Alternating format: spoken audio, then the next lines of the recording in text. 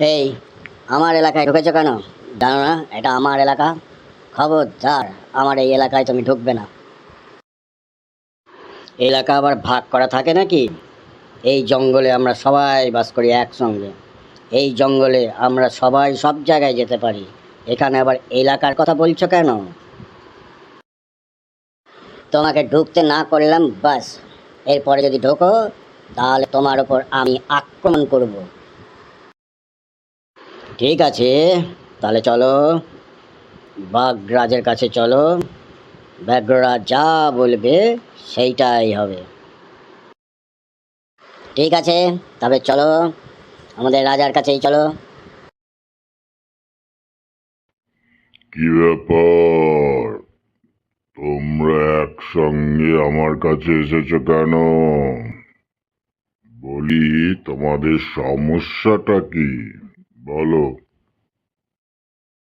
আচ্ছা, আপনিই বলুন রাজামশাই। আমি এই শিয়ালের এলাকায় ঢুকেছিলাম বলে ও আমাকে ওর এলাকাতে ঢুকতে দেবে না? আচ্ছা, আপনি বলুন। আমরা পশু পাখিরা এই জঙ্গলে যারা আছি, তারা তো জঙ্গলে সব জায়গাতেই ঘুরতে পারি। তাহলে ও ওর এলাকায় ঢুকতে দেবে না কেন? এটা কি ঠিক হচ্ছে?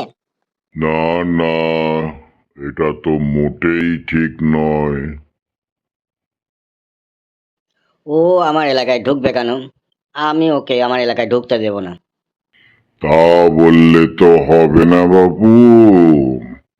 এই জঙ্গলের পশু পাখিরা সবাই সব জায়গায় যেতে পারে।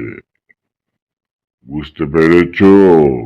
এটাই আমার আদেশ।